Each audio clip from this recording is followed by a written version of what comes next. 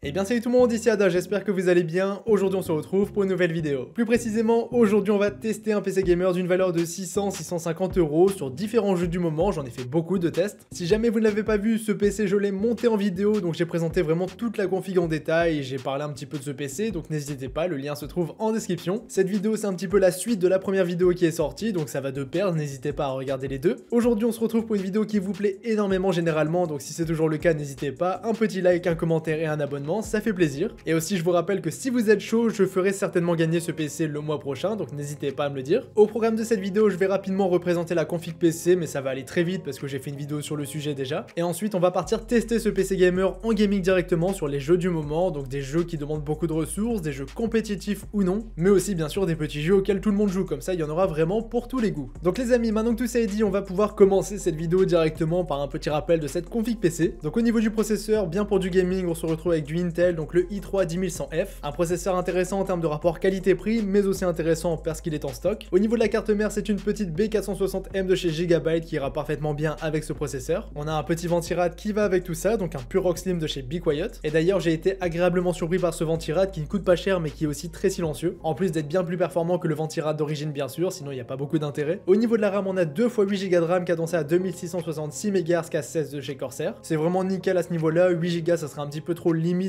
en termes de performance, donc là 16 Go c'est parfait. Concernant le stockage, j'ai tout expliqué dans la première vidéo, mais de mon côté j'ai 120 Go de SSD plus 1 Tera de HDD, mais ça bien sûr vous pouvez le changer si jamais il y en a trop ou pas assez. Au niveau de l'alimentation, c'est une petite 500 watts de chez Seasonic, certifié bronze plus, non modulaire, mais qui fait amplement l'affaire, un bon rapport qualité-prix. Le boîtier c'est un Q300L de chez Color Master, un petit boîtier mais qui suffira encore une fois amplement pour cette config PC. Et pour finir, au niveau de la carte graphique, là c'est pareil, j'ai expliqué pas mal de choses dans la première vidéo, mais de mon côté j'ai une petite GTX 1650 Super Rockstrix de 4 Go. Donc voilà pour ce qui est du rappel de cette config PC, c'était important de le refaire. Maintenant, si jamais vous avez besoin de plus d'informations, allez voir la première vidéo. Maintenant, on va voir justement ce que cette config PC a dans le ventre, on va directement partir sur des tests gaming. Et d'ailleurs, cette vidéo, c'est principalement des tests gaming, je pense que c'est ce qui vous intéresse le plus. Après, si jamais il manque quelques tests, n'hésitez pas à me dire ce que je pourrais faire, comme ça sera avec plaisir. Enfin bref, commençons directement nos benchmarks en partant directement sur Call of Duty Warzone. Donc déjà, je vais repréciser pas mal de choses. Tous les benchmarks, bien sûr, sont faits en 1080p, en Full HD, il n'y a pas de 1440p. Ça me paraît plutôt logique, mais ce PC est bien sûr fait pour du 1080p et non pas pour du 1440. Et niveau performance, on va plutôt espérer être entre 60 et 144 images par seconde. On verra bien ce que ça donne juste après. Et bien sûr, tout ça, ça va vraiment dépendre des jeux auxquels vous jouez. Il y a des gros jeux comme des petits jeux, mais ça, vous le savez. Donc commençons directement ces tests par Call of Duty Warzone, un jeu qui intéresse beaucoup de monde, dont moi, c'est le jeu auquel je joue le plus en ce moment. C'est aussi un jeu qui va demander beaucoup de ressources à un PC, tout simplement parce qu'on aura une grande map, il y a beaucoup de choses à gérer en même temps. Au niveau des graphismes que j'ai utilisés, j'ai fait un mix. C'est plus ou moins les graphismes recommandés pour le PC que j'ai par le jeu directement. Du coup, au niveau des graphismes, on est entre moyen et faible. C'est pas faible, c'est pas moyen, c'est entre les deux. Il y a certaines données en faible et certaines données en moyen. Et vous le voyez à l'écran, il y a plein de données en haut à gauche comme d'habitude. Moi, ce qui m'intéresse vraiment, c'est les FPS AVG. Et AVG, c'est la moyenne qui a été faite durant le benchmark que j'ai pu réaliser. Donc là, en moyenne, on était à 105 FPS sur Warzone avec les graphismes en moyen faible. Donc c'est vraiment intéressant. Sachant que c'est un jeu qui demande beaucoup de ressources. Là, on est à plus de 100 FPS et c'est vraiment pas mal. À noter aussi, ça à prendre en compte que je record par-dessus, donc il y a à peu près 5 FPS d'écart, donc on peut dire qu'on serait plutôt à 110 FPS en moyenne. Et personnellement, je sais pas ce que vous en pensez, mais ça me va complètement pour ce PC, parce que je vous le rappelle, il coûte pas si cher que ça. Donc Warzone, j'ai fait uniquement ce test aussi, il n'y a pas beaucoup de variantes. Après, si on monte bien sûr les graphismes, on va avoir un jeu plus beau, mais il va beaucoup plus bugger. Donc ce que je vous recommande avec ce genre de PC, c'est de jouer en moyen faible, c'est pour ça que j'ai testé uniquement comme ça. Ensuite, je suis parti sur des jeux qui demandent beaucoup moins de ressources, donc Valorant et CSGO. Donc là, c'est sans surprise bien sûr, on tourne à plus de 200 FPS en général sur ce genre de jeu, il n'y a aucun problème. Donc là c'est complètement validé à ce niveau-là, c'est des jeux compétitifs qui vont demander un bon temps de réaction, c'est pourquoi avoir beaucoup de performance c'est important. Et là avec plus de 200 FPS en moyenne et plus de 144 à peu près tout le temps, là il n'y a aucun problème, vous allez pouvoir y jouer sans souci. Ensuite toujours pour rester dans des petits jeux, mais je sais que si je le montre pas, il y aura des commentaires à ce niveau-là, donc Rocket League bien sûr ça tourne sans problème avec ce PC. Là bien sûr il n'y avait pas de suspect, mais 200 FPS sur Rocket League c'est vraiment nickel. Ensuite on va passer sur un jeu qui en fonction des réglages va demander quand même plus ou moins de ressources, donc Fortnite. Vous le savez très bien, je suis un grand passionné de Fortnite, c'est faux, je n'aime pas du tout ce jeu, mais bon, pour vous, je le lance toujours pour faire les benchmarks. En plus de ça, sur Fortnite, en fonction des réglages de graphisme, vous allez vraiment avoir le jour et la nuit en termes de performance, contrairement à Warzone par exemple. Et quand je vous dis le jour et la nuit, c'est vraiment ça, parce que si on lance Fortnite en low, donc vraiment avec tout au minimum, on va tourner entre 250 et 300 FPS. On peut aller un petit peu au-dessus et avoir des petites chutes aussi, ça va vraiment dépendre de ce qu'on fait dans la carte, si on se fight, si la zone est petite ou pas. Mais généralement, ça tourne très très bien et là il n'y a aucun souci. Après si on met plutôt les graphismes en mode compétitif, donc tout en low et avec le render distance au maximum, là c'est pareil, on va pouvoir tourner autour de 250 images par seconde, ce qui restera encore une fois complètement jouable pour Fortnite. Mais après personnellement, après c'est que mon ressenti, mais je n'aime pas du tout jouer dans ces conditions, je trouve vraiment le jeu pas très joli. Donc je pense qu'il est intéressant de monter un petit peu les graphismes, c'est pourquoi j'ai aussi lancé le jeu en moyen. Dans ce cas-ci, on va tourner autour de 160-200 fps, encore une fois ça dépend ce qu'on fait, mais vous le voyez, ça va vraiment tourner sans aucun souci. Ensuite en élevé, on va plutôt tourner entre 100 et 130 fps, là on va passer en dessous des 144. C'est pourquoi je vous recommanderais plutôt avec ce PC de faire un mix entre moyen et élevé, histoire d'avoir 144 images par seconde et un jeu qui restera plutôt joli. Mais après là c'est vraiment comme vous voulez, vous faites en fonction de vos préférences. Et pour finir, j'ai aussi lancé le jeu en épique, et en épique là on va passer en dessous des 100 fps, on va plutôt tourner autour des 80. Ce qui reste quand même assez intéressant pour Fortnite en épique, je vous le rappelle. Donc Fortnite aussi c'est validé avec ce PC, il n'y a aucun souci, le jeu tourne, vous l'avez vu par vous-même. En plus de ça, pour quelqu'un qui ne joue jamais au jeu, j'ai même fait des kills alors que je ne sais même pas construire un bâtiment, enfin bref. Donc voilà pour Fortnite. Ensuite bien sûr je suis parti sur GTA 5, vous êtes aussi très nombreux à y jouer, que ce soit au jeu classique ou au mode RP. Donc pour GTA je fais toujours la même chose, je lance tout simplement le mode benchmark parce que c'est intégré au jeu et c'est très pratique. Donc sur GTA c'est moins important d'avoir 144 images par seconde, je sais pas ce que vous en pensez, mais moi je trouve qu'avoir 100 images par seconde avec un jeu plus joli c'est beaucoup plus intéressant, parce qu'on n'est pas du tout sur un jeu compétitif, on est plutôt sur un jeu plutôt chill et qui va être sympa à jouer entre potes. Donc avec les graphismes en normal, c'est à peu près le minimum de ce jeu, je pouvais faire un petit peu moins mais généralement on est à peu près au minimum. Là on tournait à 140 images par seconde, en sachant que le mode benchmark il nous met à peu près dans toutes les situations et j'ai pris les données à la fin de ce mode benchmark. Donc là bien sûr c'est amplement jouable, le jeu est complètement fluide et vous pouvez bien sûr en profiter. Ensuite je me suis dit bon ok c'est large, GTA il y a aucun problème, on peut y jouer, donc je vais monter un petit peu les graphismes et j'ai tout mis en élevé. Donc élevé ça commence à être plutôt pas mal dans GTA, bien sûr on peut faire beaucoup mieux en mettant très élevé, certains modes en ultra, plus de PNG etc,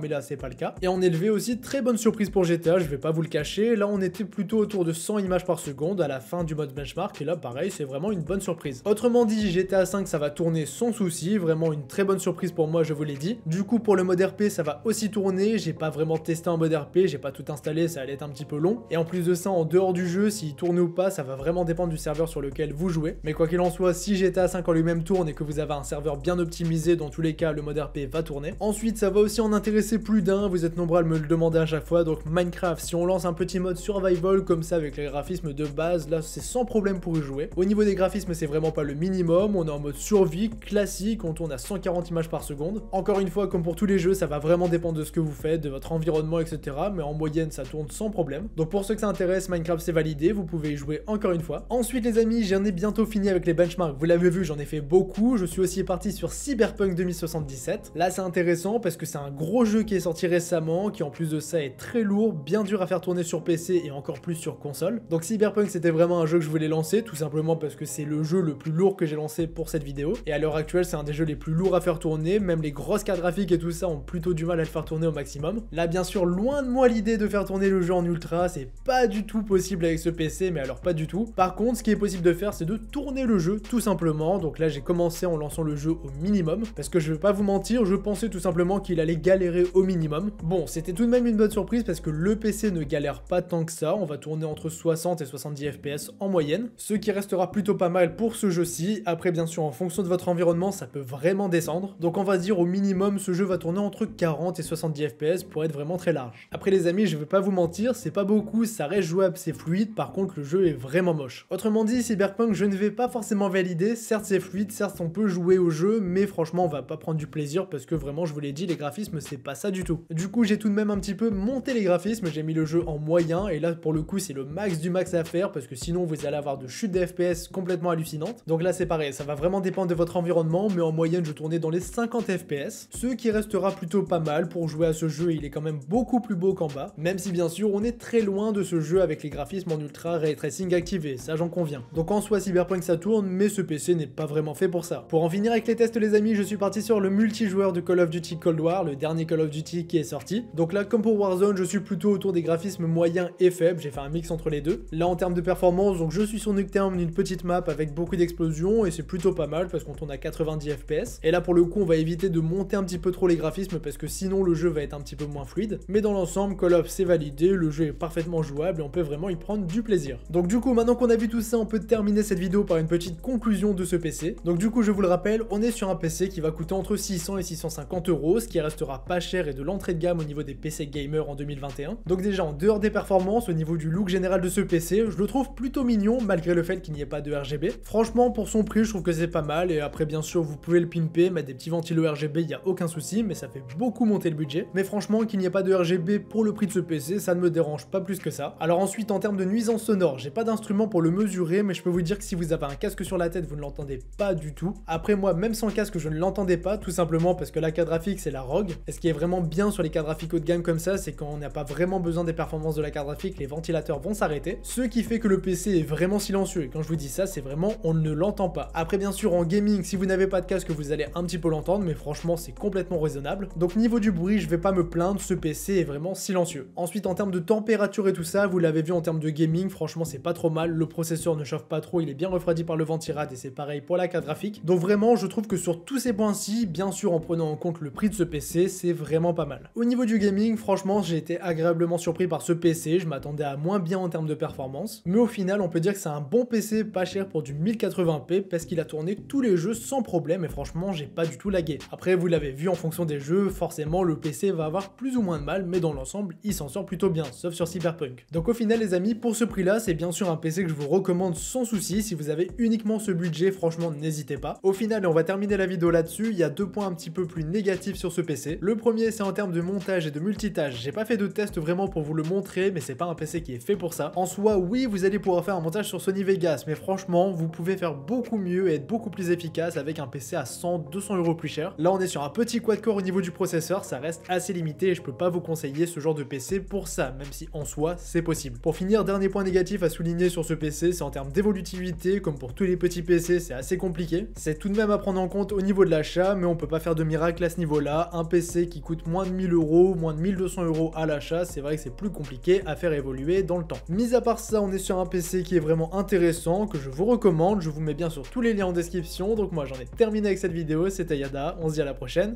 salut tout le monde.